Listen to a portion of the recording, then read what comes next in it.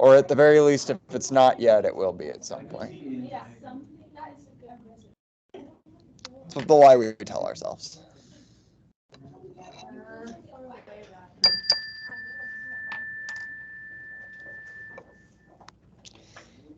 All right. So where we left off yesterday, we were looking at our new number system, this kind of reformatting of our two-dimensional coordinate system. Rather than referring to things in terms of x and y, we now have the ability to talk about them in terms of r and theta. Important kind of highlights from yesterday, kind of working with that transitioning between our rectangular coordinate system and the polar coordinate system. We saw that x was the same as if I needed to rebrand x in terms of r and theta, that this was r cosine of theta, and that y was the same as r sine of theta.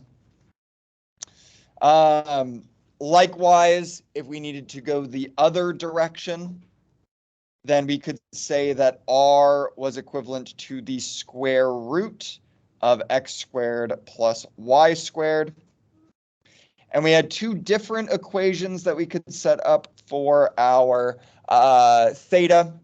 Neither of them was actually expressly solved for theta, so we'll address that here momentarily. Also, neither of them were perfectly in terms of x and y. We can actually address that right away. One of them was that cosine of theta is equal to x over r. But if I want to write this in terms of exclusively x and y, I might brand this as x over the square root of x squared plus y squared. This is literally x over r. And I could do the exact same thing with sine, right, where this is sine of theta equal to y over this square root of x squared plus y squared. Now, if I wanted to solve those last two equations for theta, so I have theta is equal to something just like how I have this kind of direct substitution of like r is equal to something, x is equal to something, y is equal to something. How could I reformat, maybe in terms of our inverse functions, this line that cosine of theta is equal to x over r, and that sine of theta is equal to what is effectively y over r? How could I rewrite these two statements?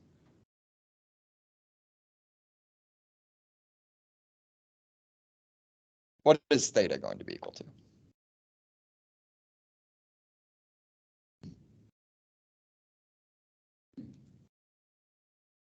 So if cosine of theta is x over r, or if sine of theta is y over r, how could I rebrand that in terms of my inverse trig functions? How could I say the exact same thing using my inverse trig functions?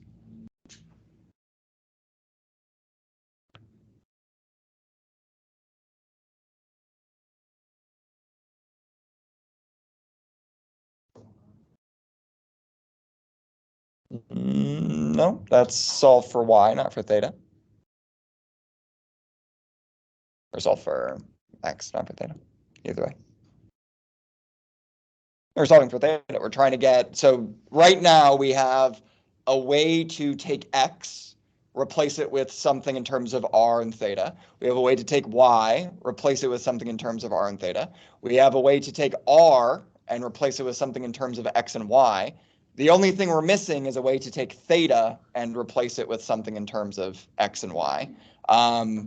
We have these two equations that can kind of get us there sometimes, but they're not solved for theta. So this is just a simple matter. Think of this as like what we were doing with logarithms, where we had like a logarithmic expression, which was like an inverse function, and we were rewriting it as an exponential. Exact same thing here. We have a trig expression, and I'm asking you to rewrite this as the inverse statement. It's the same thing, but it's just what does it mean to take the inverse function? What do I do with my inverse function?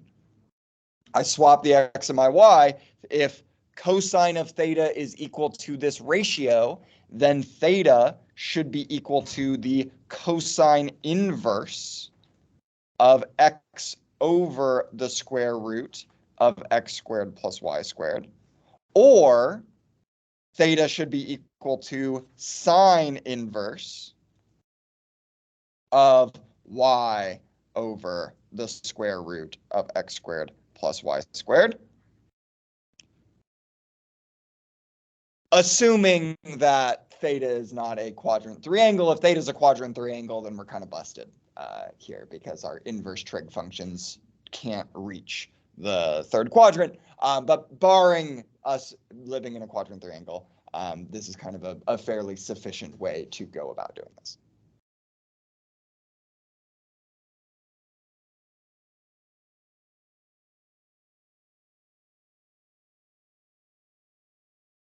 Do we understand this reframing? This is just the definition, what it means to have an inverse function. Before we had cosine of theta, theta was our input, equal to some complicated output. We flip the input and the output for our inverse function. So now theta before was our input, now it is our output. Before that output was that crazy complicated ratio. Now that crazy complicated ratio is our input. It's just definition. What is an inverse function?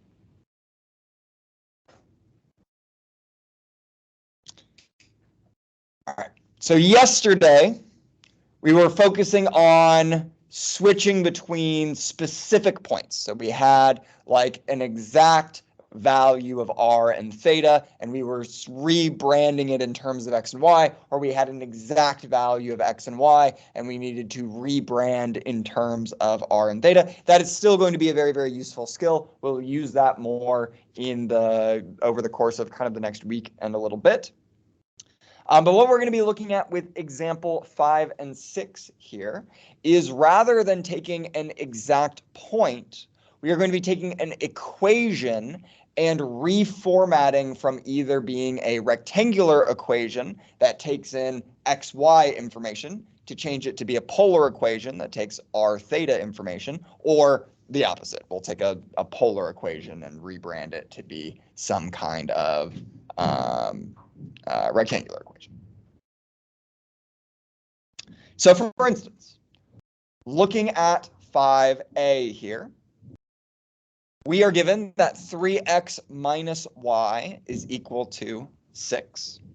What could I do to, instead of having that equation be in terms of x and y, what could I replace my x's and y's with so that this is instead an equation that uses r and theta as the variables?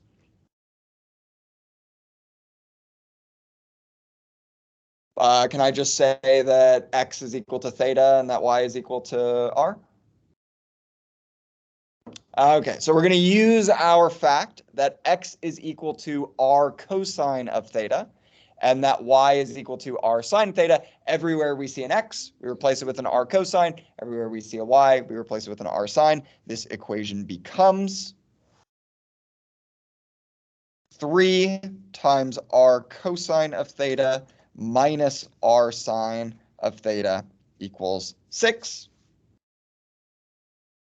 This is an equation that currently is in terms of r's and thetas. This is a polar equation. I would be happy with you stopping here. I don't have a problem with that. Pearson is going to want you to solve for r. Fortunately, that's just 2 algebraic steps. What would we do here to isolate r, to get r on its own? Before we do that, because we're going to run into a little bit of an issue with dividing the whole left-hand side by 3. Yeah, Katie? Yeah, we could factor an r out to the front.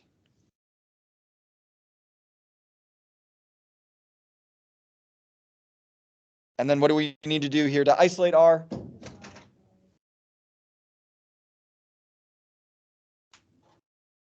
Perfect.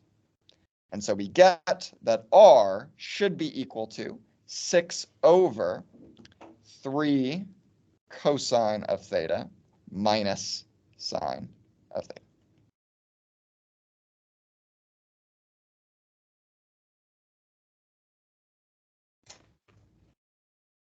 So our goal is just we see x's, we see y's. Our goal is to replace them with r's and thetas. We have pretty straightforward equations to do that. You can just go ahead and plug those in.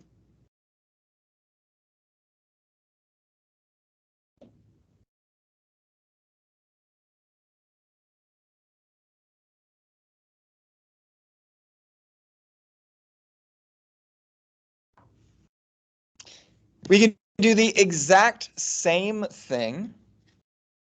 What's going on here?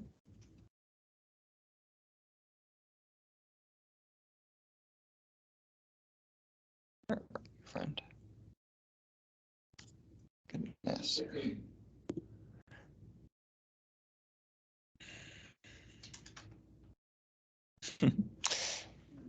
Cool. We can do the exact same thing with b. There's nothing wrong with that. Where everywhere we see an x, we can replace it with an r cosine. Everywhere we see a y, we can replace it with an r sine. That would be sufficient. What else could we replace x squared plus y squared with? Where else do we see or see something similar to x squared plus y squared looking at our substitutions here? So we see it in, we do see it in these like inverse statements. Where did it come from? Why is it in our inverse trig statements? What is it taking the place of? Yeah, it's kind of like R, but R, what's the difference between R and what we see for B? There's a square root there. So maybe it's like R squared would be like the same thing as x squared plus y squared. So we certainly could use that to do like a quicker, more direct substitution. But I also don't dislike the just doing the R cosine of theta, R sine of theta. It'll end up becoming the same thing either way. If we were to do R cosine theta for x, R sine theta for y, we would get that R squared cosine squared of theta plus r squared sine squared of theta is equal to 9. If our goal here again is to solve for r, what could I do here? That's very similar to what I did above. Factor out that r squared to the front. We get that r squared times cosine squared of theta plus sine squared of theta is equal to 9. What is cosine squared of theta plus sine squared of theta?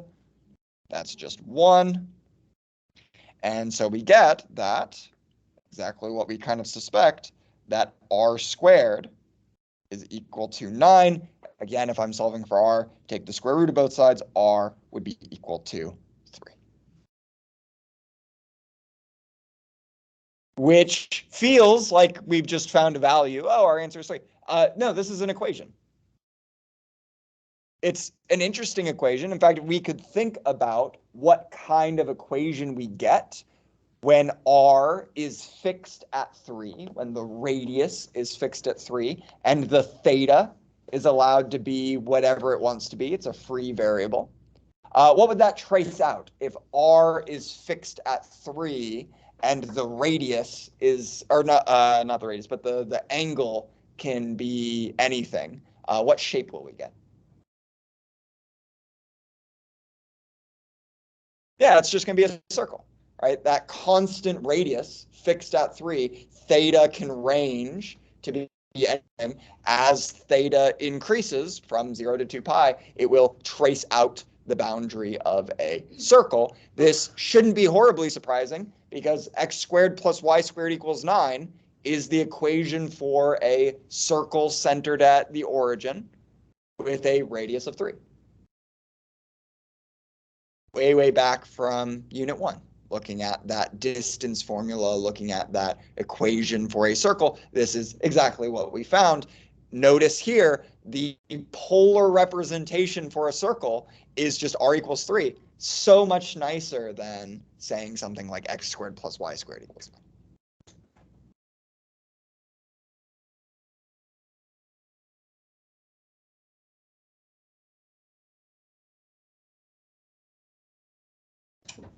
If instead of fixing our R value. So when we fix the R value, let theta be whatever we trace out a circle. What if instead we fixed theta? What if instead we had theta equal to some fixed angle? What kind of shape is that going to trace out as R is allowed to be whatever it wants to be? So our angle is held constant. Our length can be anything. Is it ever going to make a turn if that theta is fixed? Nice. So if we get a fixed angle where the radius is allowed to be anything, the distance from 0 is allowed to be anything, that theta can't change direction. What shape do we get?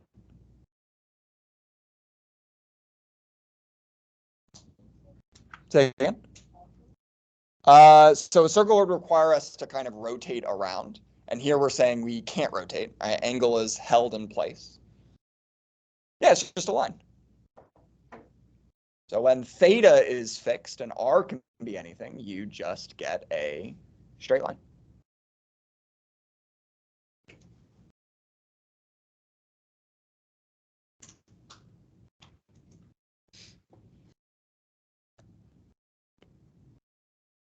All right, let's take a look at number 6. We can do the exact same thing.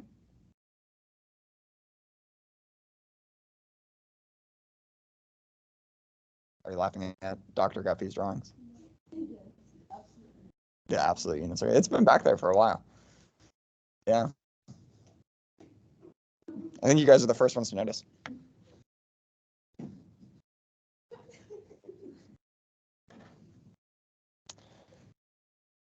All right, 6 is the exact same idea. We are everywhere we see a theta or an R trying to replace it with some kind of expression in terms of X and Y. So for instance, looking at 6, we have R is equal to 4. What could I replace R with?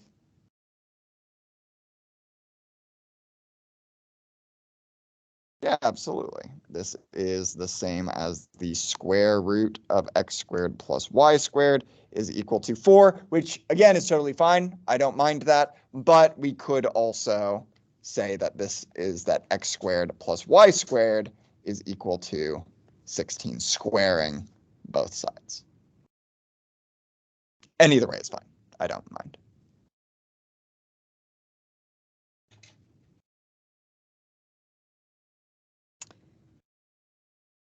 For B, we end up with what I might describe as kind of the first piece of consternation.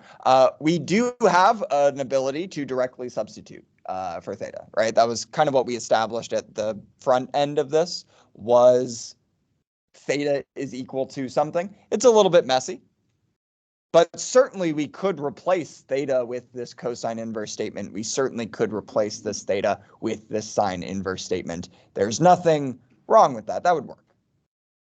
That would work.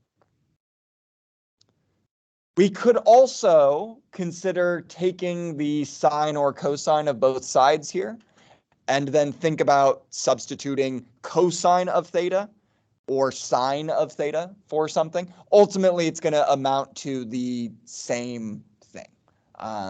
Either way is fine. It doesn't really matter. But if we are going to continue doing this with this kind of direct substitution way, we might say something along the lines of that if theta is equal to 3 pi over 4, then cosine inverse, or you could do sine inverse, either way, again, it's fine. Cosine inverse of x over the square root of x squared plus y squared is equal to 3 pi over 4. I guess technically it's more precise with cosine inverse. Why is it more precise doing this with cosine inverse? What kind of angle is 3 pi over 4? Where does it live? Second quadrant, and cosine inverse spits us out in the second quadrant. So using cosine inverse here would maybe be technically the most precise, but ultimately it's not going to matter because we are going to take the cosine of both sides here. And in doing so, we will cancel out the cosine inverse on my left-hand side. We will be left with x over the square root of x squared plus y squared equal to cosine of 3 pi over 4 negative root 2 over 2. You could solve this here for y. Actually, funny enough here, you would get that y is equal to negative x, is what this simplifies down to.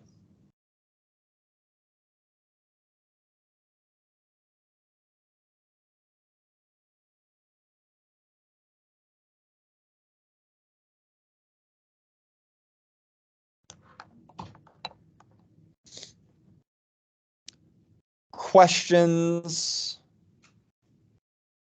Yes, oh yeah.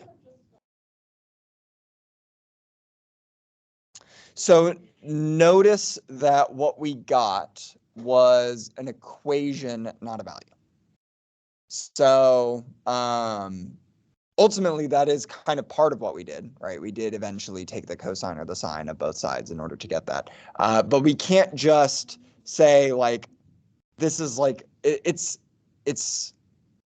it feels like what we're being given is a value, right? We're being told, oh, theta is 3 pi over 4. We're being told, oh, r is equal to 4, things like that. But think of that as like us saying that x is equal to 2.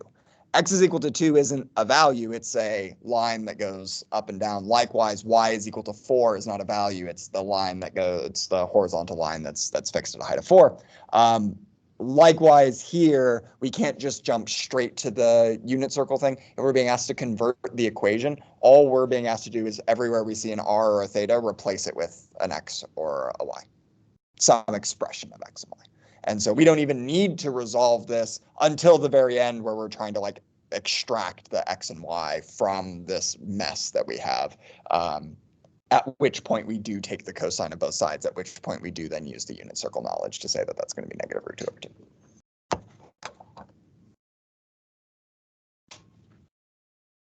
Does that make sense?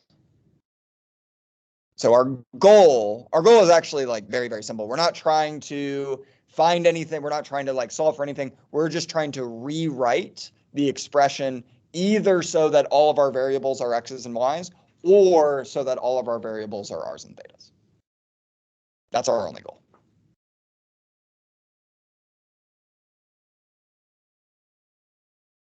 So y equals negative x would be the equation that is the same in terms of rectangular coordinates as saying that theta is equal to 3 pi over 4. But also I would accept, again, I would accept this. This is totally fine. I mean, honestly, I'd probably even accept this mess. I don't see any r's and thetas. I only see x's and y's, and as soon as that's it, I'm happy with that. It just is a little bit messy.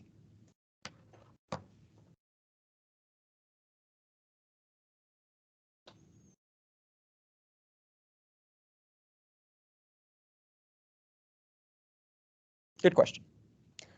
Other questions here?